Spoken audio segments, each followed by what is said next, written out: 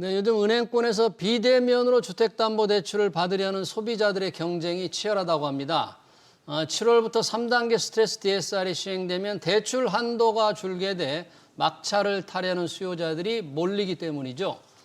29일 하는 금통에서 기준금리가 인하되면 차입 수요는 더 늘어날 텐데 향후 대출 금리는 얼마나 낮아질지 제때 빌리려면 어떻게 해야 할지 토론해 보겠습니다. 이정환 한양대 경제금융대학 교수, 이인철 참 좋은 경제연구소장 나오셨습니다. 안녕하십니까? 어서 오십시오.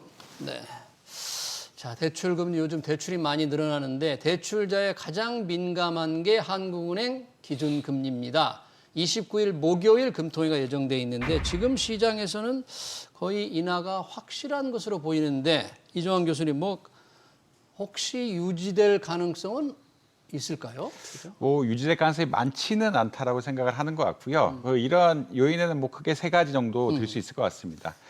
최근에 이제 KDI가 우리나라 기관들은 최초로 올해 경제 성장률을 1%대 아래로 예측을 했고요. 그만큼 경제 성장률이 안 좋은 측면이 하나가 있고요. 예.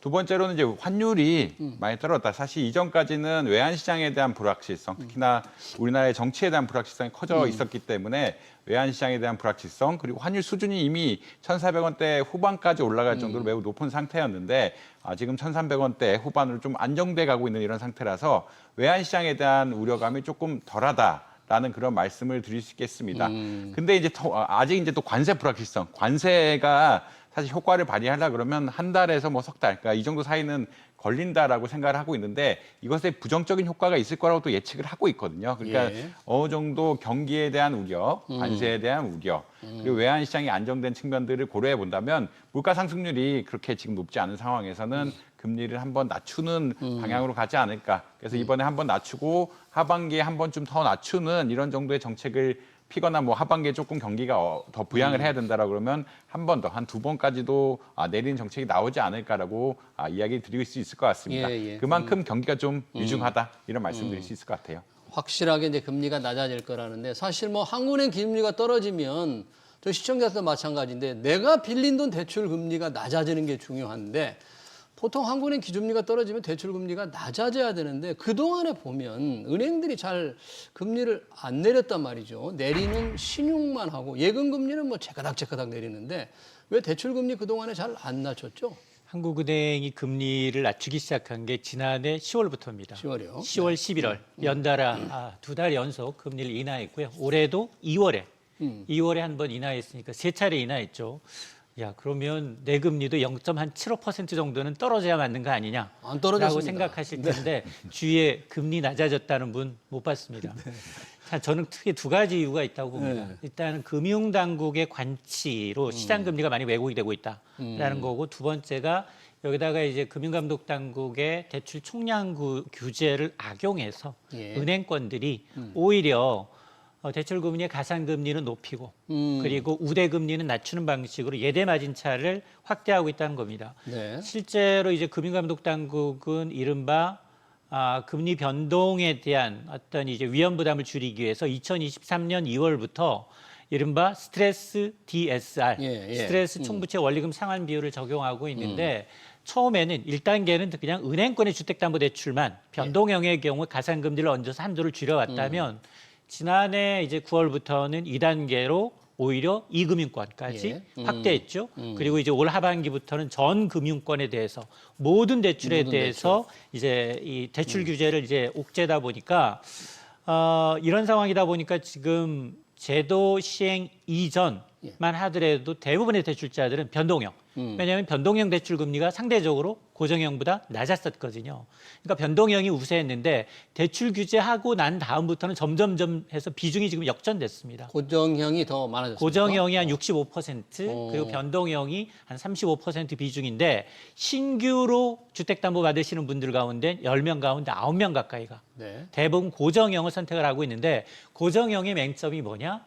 금리를 낮춘다 하더라도 처음 받은 대출 시점부터 5년 동안은 금리가 변동되지가 않습니다. 네, 한국은행 기준금리 인하로 만약에 대출금리가 떨어지면 그 혜택을 못 누린다는 얘기잖아요. 맞습니다. 그러면. 5년 동안 이제 금리 인하를 이제 체감하기 좀 어렵다라는 건데요. 그러다 보니까 금리 인하기에도 불구하고 대출자들, 대출 받으신 분들은 이제 그림에 떡인 셈이고 오히려 은행권의 경우에는 지금 총량 규제로 인해서 계속해서 예금 금리는 낮추고 대출 금리는 좀 덜 낮게 하면서 지금 뭐 지난달 들어서 8개월 만에 예대 마진 차가 줄어들긴 했지만 이 얘기는 7개월 연속 예대 마진 차가 늘어났다. 은행이 그만큼 이자 장사를 하고 있다는 얘기입니다. 그러네요. 지금 그동안에는 은행들이 대출 금리를 적극적으로 낮추지 않았다. 이게 금융감독당국의 간섭, 총량 규제, 그걸 빌미로 또 은행들로서는 불가피하게 대출 금리를 낮추질 않았는데 4월 주택담보대출 신규 취급액 기준으로 보니까 대출 금리가 조금 오랜만에 떨어진 것으로 나왔더라고요. 주담대 뭐 평균 4% 아래로 낮아졌다는데 이건 이제 조금 은행들에게 방향을 바꾼 겁니까? 이런 어떤 현상이 이렇게 벌어진 겁니까, 이건? 뭐 이거 사실 정확하게는 수치를 분석을 해봐야 될 이야기이긴 하지만 원래 이제 기준금리가 내려갈 거로 생각을 하면은 시장금리가 조금 먼저 반응을 합니다. 왜냐하면 기준금리란 것은 초단기 금리, 하루 혹은 일주일 뭐 이런 단위로 생각하는 그렇게 긴 금리가 아니기 때문에 뭐 콜 시장에서 운영하는 이런 금리이기 때문에 우리가 이제 실제 시장의 금리는 미래 또 다음번에 금리 또 내린다든지 이런 것들 생각하면은 조금 더 빨리, 그러니까 기대감에 따라서 빨리 반응을 하고 장기물 같은 경우에 보다 더 많이 반응을 하는 이런 경향성들이 당연히 있다라고 보시면 될 것 같고요. 그래서 뭐 기준금리가 떨어지기 전에 이제 시장금리는 보통 먼저 반응하는 경향성들은 있다라고는 아시면 될 것 같습니다. 근데 이제 주담대 같은 것들이 사실 4%가 거의 마의 벽처럼 한동안 굉장히 오래 지켜왔는데 이번에는 이게 평균 금리로 봤을 때 3.98%로 해서 0.19%포인트 하락을 하면서 좀 낮춰졌다라고 이야기를 하고 있고요. 그러니까 이제 가상금리 오를 때 전후로 약간 회귀했다라는 의견들도 나오고 있다라는 의견입니다. 이제 어느 정도 사실 이게 정책이 어떻게 갈지 아직 좀 불확실한 측면들이 있는데 정부에서는 특히나 한국은행에서는 가계부채를 늘리면 안 된다라고 굉장히 강력하게 드라이브를 걸고 있고 이것이 결국은 거시 건전성에 대한 부담, 거시 건전성에 대한 부담이 특히나 지금 최근 신용등급 이슈가 조금 걸려 있거든요. 신용등급 이슈. 그러니까 이제 미국이 우리나라의 이제 경우에. 그러니까 미국은 미국의 신용등급이 나빠진 것 자체가 신용등급 마켓에서는 좀 부정적으로 읽힌다. 그러니까 이제 우리나라도 평가를 다시 해야 될 상황이 오지 않느냐라는 그런 그러니까 일말의 어떤 경제적인 논리 같은 것들이 세워지면서 우리나라 국가 부채에 대한 문제, 물론 가계 부채가 그만큼 중요한, 그러니까 정부의 이런 평가에 있어서 중요하진 않지만 그럼에도 가계 부채 관리라든지 이런 것들이 조금 더 중요해져야 되는 것이 아니냐라는 의견들이 나오면서 전반적으로 좀 한국은행이라든 정부 쪽에서는 관리를 굉장히 많이 하려고 하고 있는데 근데 이 실수요자 문제도 있고 시장 금리가 낮아지는 것을 무턱대고 이렇게 방어할 수도 없는 상황이기 때문에 이러한 것이 일부 반영되고 있지 않느냐. 뭐 다행스러운 것은 이 순이자 흔히 말하는 예대 마진 부분도 약간 축소가 되면서 가상금리도 일부 낮춘 것 같다. 근데 이제 이것이 얼마나 지속될 것이냐는 이제 또 선거가 끝나고 다음 정권이나 정권의 방향에 따라서 조금 뭐 결정이 되지 않을까. 그러니까 지금은 어떻게 보자라면 인위적으로 좀 올려놓은 상태고 이 시장의 금리 내려가는 것에 비해서 인위적으로 올려놓은 상태고 인위적으로 올려놓은 부분이 은행의 이익이라고 할 수 있는 이익과 뭐 영업비라고 할 수 있는 가상금리를 통해서 올려놓은 것이기 때문에 개인 대출자들 이런 것들이 하는 것들은 좀 정책적인 상황에 영향을 많이 받을 수밖에 없는 게 아니냐. 뭐 개인적으로는 특히나 이제 선거 이후에 정책적인 상황에 영향을 받을 거다라는 말씀드릴 수 있을 것 같습니다. 두 분 다 언급을 해주셨는데 오랜만에 이제 주담대 대출금리가 조금 낮아지니까 은행의 예대 금리 차가 조금 좁혀졌다. 그동안은 이게 계속 더 커졌잖아요. 그래서 은행이 많이 늘었는데 요거 지금 요번에 조금 줄어드는데 이런 것들이 과연 지속이 될 수 있을까? 대출 금리가 과연 지속적으로 낮아질 수 있을까? 이런 부분들은 어떻게 우리가 예상을 할 수 있을까요? 낮아진다 하더라도 체감하기는 좀 힘들다라고 보고요. 사실은 이제 주택담보대출은 두 가지 부류가 있잖아요. 하나는 이제 고정형, 물론 뭐 은행은 혼합형이라고 합니다. 이제 5년 동안 고정이고 이후에 이제 변동금리로 바뀌게 되잖아요. 이 기준이 되는 게 은행채 5년물이에요. 은행채 5년물이 실제로 지난달 떨어졌습니다. 모처럼. 그래서 5년물. 이제 3% 밑으로 떨어진 거고 4% 아래로 떨어진 거고 또 하나가 변동금리 대출의 기준이 되는 건 코픽스 금리예요. 시중 8개 은행의 자본조달 금리인데 이건 계속해서 7개월 연속 떨어졌어요. 근데 지금 앞서 말씀을 드렸습니다만 신규 대출자들은 변동형 금리를 택하는 게 아니라 대출 한도가 줄다 보니 고정형을 받고 있다는 겁니다. 자, 그럼에도 불구하고 실제 4대 이 지주, 금융지주사들의 1분기 석 달 동안의 이자 이익을 봤더니 네. 무려 10조 6,400억 원입니다. 10조 6,400억 6,400억 원. 원. 네. 1년 전에 비해서 2.2%가량 늘었는데 예. 오히려 비이자 부분의 이익은 1.4% 같은 기간 줄었습니다. 네. 이 얘기는 이자 장사하고 있다라는 얘기가 되는데요. 자, 그러다 보니 지금 경기 침체로 가게도 어렵다, 기업도 어렵다, 다들 이자 부담을 호소하니 오히려 금융당국의 초점이 그동안은 총량 규제에서 왜 한은의 기준금리 인하만큼 금리를 낮추지 않느냐라는 쪽으로 또 포커스, 무게중심이 옮겨가니까 이러다 보니까 지금 이제 야당이죠. 더불어민주당은 지금 예금보험료와 같은 법정 비용을 가상금리에서 빼서 제외해서 대출금리를 낮추는 내용의 은행법 개정안을 지금 추진하고 있고요. 그리고 지금 은행이 과도한 이제 이익에 대해서는 오히려 기여금을 물리는 이른바 이제 횡재세 도입도 추진한 바가 있기 때문에 예. 만약 정권이 바뀌게 된다면 아마 이 기존처럼 해왔던 금융감독 당국의 눈치를 봐가면서 예대 마진을 굉장히 누려왔던 네. 이런 관행은 아마 사회공헌은이라는 이름으로 철퇴를 맞을 가능성도 있다라고 봅니다. 네, 예대 마진이 은행들이 좀 높아진 데는 말씀하신 것처럼 감독 당국의 간섭도 있기 때문에 은행 스스로 대출 금리를 덜 낮추거나 오히려 올린 측면도 있지만 대출을 억제하라 그러니까 지금도 예를 들면 한국은행 금통위가 이제 29일 날 금리를 기준금리를 낮추면 대출 금리가 따라서 자연스럽게 낮아져야 되잖아요.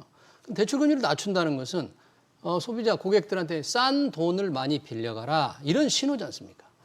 뭐 정확하게 맞는 말씀이고요. 이제 시장 금리란 것은 결국은 어느 정도 적정 수준에서 그러니까 시장 금리란 아까 정책 금리와 은행이 흔히 말하는 이익 부분을 얼마나 가져갈 것이냐에 따라서 결정이 되는 거고 이것에 추가로 이제 뭐 소비자의 신용도라든지 이런 것들이 결정이 되게 되는데 원칙적으로는 앵커님 말씀처럼 금리가 떨어지게 되면은 빚을 내서 네. 어떻게 싼 보면 이자를 좀 더 써라 물어라라는 이런 이야기긴 한데 그러니까 경제학적 메커니즘은 네. 싼 이자가 효율적인 대로 가는 게 원래 목적입니다. 싼 이자가 투자로 돌리는 것들이 경제학에 생각하는 어떤 금리 인하의 효과라고 보시면 될 것 같고요. 금리가 떨어져야 투자가 늘고 투자가 늘어야 고용이 늘고 고용이 늘면서 다시 경기 부양이 되면서 경제 성장률을 반등시키는 게 목적인데 지금 우리나라 은행 사업의 문제라고 지적되는 것들이 이러한 채널로 가지 않고 예.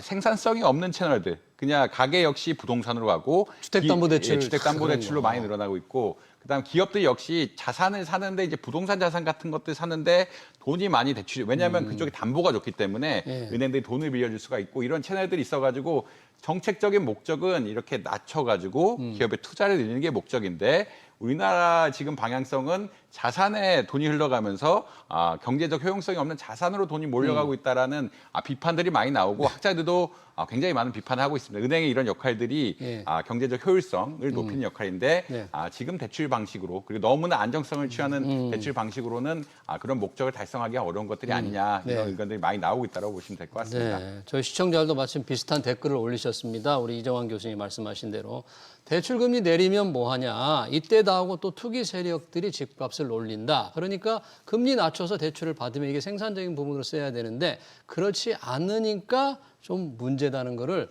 교수님 이제 지적을 해주셨는데요. 비슷한 얘기를 했네요.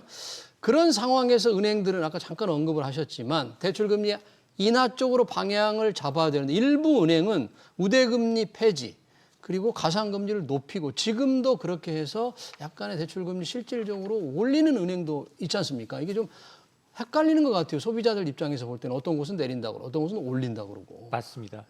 3단계 이제 DSR 시행 시점이 하반기로 정해졌습니다. 예. 근데 여기에는 주택담보대출만 있는 게 아니라 뭐 마이너스 통장, 신용대출이라든가 예금담보로 했던 기타 대출이라든가 모든 대출이에요. 예. 모든 대출의 총합을 자기 소득의 범위 이내에서 하도록 거기에다가 이제 변동형일 경우에는 가상금리까지 이제 더하면서 예. 대출 한도를 좀 옥죄고 있습니다. 이러다 보니까 실제로 지금 일부 인터넷 전문은행 예. 아직까지는 이제 지금 시중은행보다는 인터넷 전문은행이 대출 금리가 조금 낮거든요. 조금 낮다. 네, 조금 3% 선 후반까지 이제 낮아져 있는 상황이기 때문에 실제로 뭐 일부 이제 인터넷 전문은행의 비대면 대출은 정말로 선착순인 거예요. 선착순. 맞습니다. 오. 선착순으로 지금 네. 이제 좀 줄어들고 있는 상황이어서 시중은행들 같은 경우에도 마찬가지입니다. 일일 한도. 건수로 지금 제한을 하고 있는 상황이거든요. 아, 대출자는 많으니까. 비대면의 그러다 보니까 경우에. 구태여 의자를 은행이 기준금리 낮아진 만큼 그다음에 낮추지 않고 배짱 장사를 하고 있는 거고요.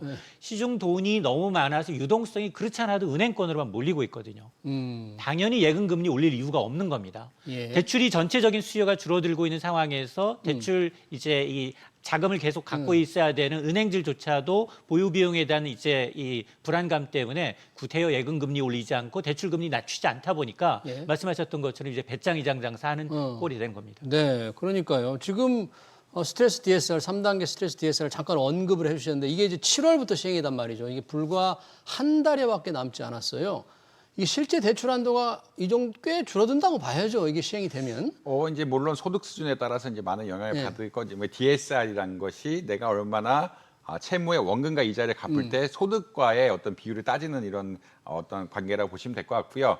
내가 원금하고 이자 갚는 것에 비해서 소득이 어느 수준 이상 되어야 된다라고 보시면 될 것 같습니다. 근데 이제 스트레스 DSR이라는 것은 내가 이자를 산정할 때 내가 실제 내고 있는 이자가 아니라 추가로 1.5%포인트를 더 감안해서 이자 비용을 계산한 큰 틀에서는 그런 이야기라고 보시면 될 것 같고 그 말은 어떤 이야기냐면 내가 실제 내고 있는 것보다 이제 어떻게 보면 더 내야 될 것을 더 계산한다라고 아마 이해하시면 될 것 같습니다. 가정을 해서 예, 한도를 줄인다 이런 한도를 얘기네요. 줄인다라고 보시면 될 것 같고 한 연봉이 한 5천만 원 정도 되시는 분들은 한 1,700만 원 정도, 1억 원 정도 되시는 분들은 이게 거의 2배 그 계산이 이렇게 물론 이제 만기 30년 대충 뭐 이 정도, 그러니까 일반적으로 하는 많은 표준적인 계약에서 연봉 1억 정도 되면은 한 3천만 원 정도 감소한다라고 그 정도로 생각을 하고 있거든요. 사실 연봉 1억 원 정도의 30년 대출을 받으면 한 6억까지 6억 2천 이 정도 나오는데 지금 뭐 계산상으로는 스트레스 DSR이 되면서 이자 부분이 1.5%포인트 올라가게 되면 한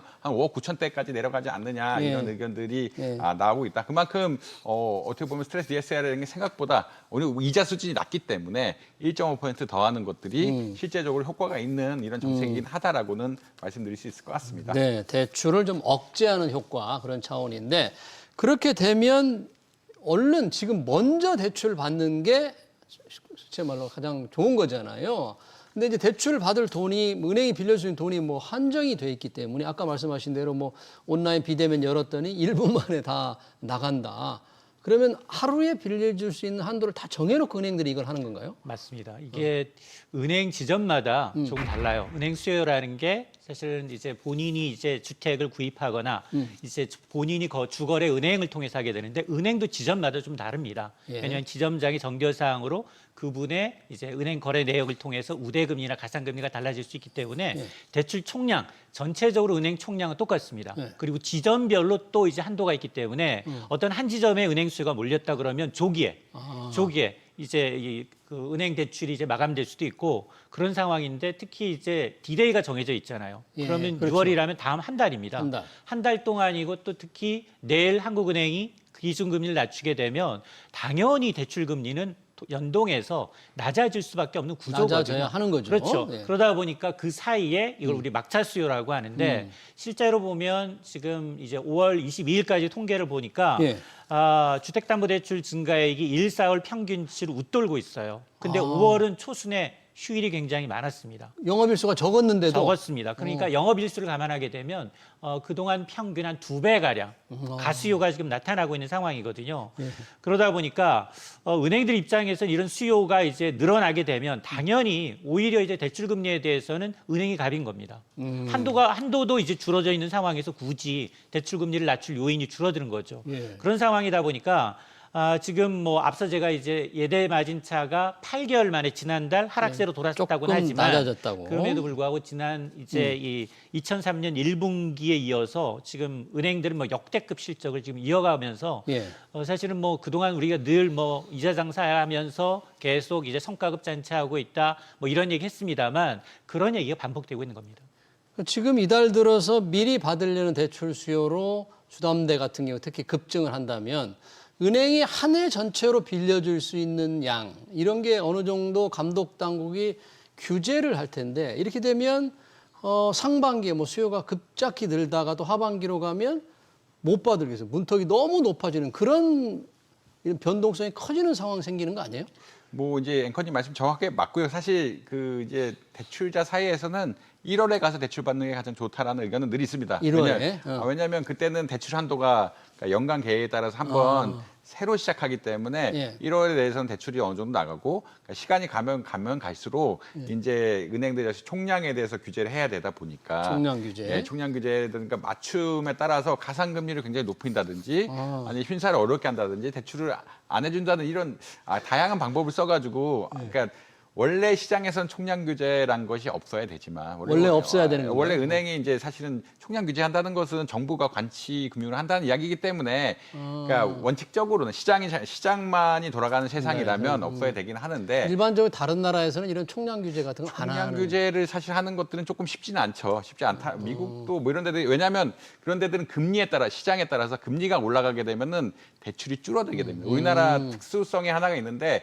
코로나 이후 금리가 올라갔는데도 대출이 안 줄어들거든요. 네. 보통 미국 같은 나라에서는 금리가 올라가기엔 대출이 확 줄었다가 다시 이제 금리가 떨어지면 대출이 올라가면서 이 시장을 통한 메커니즘, 금리를 따라서 어떻게 보면은 대출 같은 것을 규율한 메커니즘이 작동을 하는데 한국은 아까 자산시장, 우리나라 아까 자산시장 얘기를 계속 안 할 수가 없는데 부동산 자산에 대한 선호도가 너무 크기 때문에 이쪽으로 뭔가 금리에 상관없이 집값이 오른다 그러면 수요가 몰리는 이런 상황들이 발생을 하면서 좀 시장 메커니즘이 좀 왜곡되고 있고 이런 왜곡되고 있는 상태이기 때문에 정부가 총량 규제를 할 수밖에 없는 상황이긴 하다. 근데 상황이긴 한데 그런 컨텍스트 안에서는 어쩔 수 없이 1월 달에 받기 쉽고 연말엔 받기 어려운 이런 상황들이 있고 지금 많이 나가게 되면은 하반기에는 받기 어려운 상황들이 당연히 발생할 수밖에 없다라고는 아마 이해하시면 되지 않을까 이렇게 생각하고 있습니다. 총량 규제가 있다 보니까 뭐 먼저 받아야 되고 그나마 여유가 있는 은행으로 잽싸게 달려가야 하고 온라인에서 체크를 해야 되고 빌리는 사람 그렇지 않아도 이자 부담도 힘겨운데 정말 대출받기 어려울 것 같아요. 이런 때 좀 어떻게 하면 뭐 1분 만에 오픈런이 끝나버리는 이런 상황에서 어떻게 좀 노하우가 좀 없을까요? 맞습니다. 그러다 보니 실제로 이 비대면 대출을 어떻게 하면 잘 받을 수 있느냐. 일단 은행마다 좀 틀려요. 인터넷 전문은행도 하루의 시작은 카카오는 오전 6시. 그리고 K뱅크는 오전 9시 대출 시작됩니다.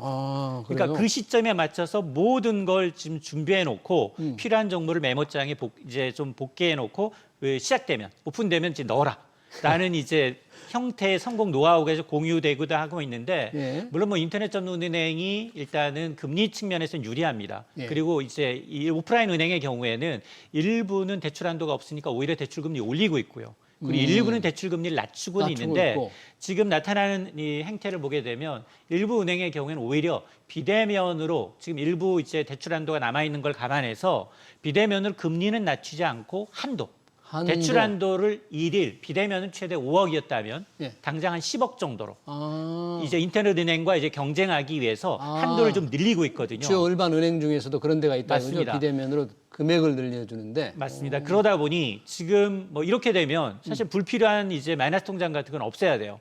전체 대출에 대한 소득에 대해서 이제 대출 원금과 이자를 갚을 능력을 따지다 보니 불필요하게 나는 뭐 5천만 원 정도 마이너스 통장 대출을 갖고 있는데 이게 합산되거든요. 사용해봐야 100만 원, 200만 원 사용을 하는 거고 그리고 통한도를 안 쓰고 있다면 한도 전체가 빠지는 것이기 때문에 오히려 이제 불필요한 마이너스 통장을 없애는 것도 나중에 실질적으로 주택담보대출이나 자기가 자금이 필요해서 대출을 받을 때는 한도가 더 늘어나는 구조이기 때문에 아마 이런 것을 이제 조금 이제 하반기부터는 염두에 둬야 합니다. 지금 특히 5월 들어서 이제 3단계 스트레스 DSR 시행을 앞두고 미리 대출이 늘어났는데 이게 지금 가계 대출이 굉장한 속도로 늘고 있다. 지금 5월 전체 통계는 아직 안 나왔습니다만 이런 게 우리 경제 운영에 큰 부담이 될까요? 이제 새 정부 곧 출범을 하는데. 한국은행에서는 뭐 3, 4년 전부터 계속 사실 뭐 10년간 큰 스탠스를 보면은 2014년부터 가계대출에 대한 문제를 계속 제기합니다. 가계대출이 우리나라 GDP 수준에 비해서 조금 많아지고 있고 특히나 2020년에 넘어가면은 우리나라 경제성장률 속도에 비해서 가계대출이 너무 빨리 느는 것이 소비를 위축시키는 요인으로 작용하는 것들이 아니냐. 사실 사람들이 집을 사려고 돈을 빌리는데 예. 이제 이 돈을 갖기 위해서 자기 소비를 위축시키는 수준까지 온 것들이 아니냐. 예. 그리고 특히나 이런 것들이 계속 늘어나게 되면은 그러니까 소비가 더 위축이 되고 소비가 위축이 된다는 건 내수가 위축이 되면서 소상공인이 또 안 좋아진다는 이야기가 되고 고용이 또 안 좋아지는 부정적인 역할들이 너무 많다라는 의견들이 굉장히 많이 나오고 있다라고 아마 보시면 될 것 같고요. 그다음에 이게 또 특히나 생산적인 자원을 안 가다 보니까 한국은행에서는 굉장히 거시경제 전반적인 차원에서는 민간에서는 소비가 줄고 기업의 투자 효율성이 안 나는 이런 어떻게 보면 악순환의 고리를 좀 끊어야 되는 것들이 아니냐. 그렇기 때문에 관리를 많이 하자라는 의견들이 지속적으로 나오고 있다. 그것 때문에 총량 규제가 계속 나오고 있는 상황들이고 우리나라 정부 부채도 많이 늘 것이라고 생각을 하고 있고 정부 부채 늘고 예, 그다음에 복지 비용 때문에 앞으로도 정부 부채 늘어날 것을 생각을 하고 있고 기업 부채도 사실 코로나19 끝나고 중소기업 대출 같은 거 늘면서 계속 늘어나고 있는 상황들이거든요. 예. 그러니까 이제 세계 가계 부채, 기업 부채, 정부 부채가 다 느는 상황은 사실은 경제적으로 봤을 때는 지속 가능성이 좀 떨어지는 상황이기 때문에 걱정은 많이 한다. 그래서 이런 것들을 축소시켜야 되는데 경기를 부양하려면 또 축소시킬 수가 없는 이런 어떻게 보면 그러니까 좀 어떻게 보면 아주 딜레마에 빠져 있다라는 그런 이야기 들을 수 있을 것 같습니다. 가계 대출을 관리하기 위해서는 뭔가 이게 지금 대출이 더 늘어나지 않도록 하기 위해서는 금리를 올려야 되는데 지금 경제 상황을 보면 금리를 내릴 수밖에 없고 결국은 한국은행은 그런 상황에서도 경제가 안 좋으니까 결과적으로 그럼에도 불구하고 기준금리를 낮추는 결정으로 간다 이렇게 봐야 되나요? 그럼? 맞습니다. 지금 특히 이제 2, 3년 전 우리가 이제 제로금리였잖아요. 코로나 때문에 기준금리가 0.5%까지 낮아졌었는데 2, 3년 전 주택 구매판 영끌족들, 이른바 20, 30대 이분들이 지금 연체율도 늘고 있고요. 석 달 이상 원금과 이자를 못 갚게 되면 경매로 집이 넘어갑니다. 이미 경매 처분이 되는데 경매도 사상 최고를 기록하고 있습니다. 자, 이 얘기는 저금리 시대 때 이제 이 B2를 했던 B2족들이 지금 금리가 지금 계속해서 올라왔었기 때문에 이걸 감당을 못 하고 있다는 얘기거든요. 그걸 이제 해결하기 위해서 이른바 갈아타기를 좀 유도하고 있는데 갈아타기의 맹점이 뭐냐? 갈아타는데 한도가 줄어들 수 있다는 겁니다. 기존에 받았던 금리보다는 낮아질 수 있겠지만 비교하게 되면 그러나 이제 이 한도가 줄어들면서 본인이 원리금 갚아야 되는 이제 부분이 많아지다 보니까 오히려 이런 부분에 대해서 금융감독 당국이 좀 더 이제 세심하게 이 영끌족들이 이제 좀 지금 집을 경매 처분하지 않고도 이제 좀 해소할 수 있도록 여러 가지 대책이 좀 필요한 상황입니다. 네, 알겠습니다. 한국은행의 기준금리 인하를 앞두고 은행들이 늘어나는 대출 수요, 대출금리 인하 전망까지 잘 들었습니다. 지금까지 이정환 한양대 경제금융대학 교수, 이인철 참좋은경제연구소장이었습니다. 고맙습니다.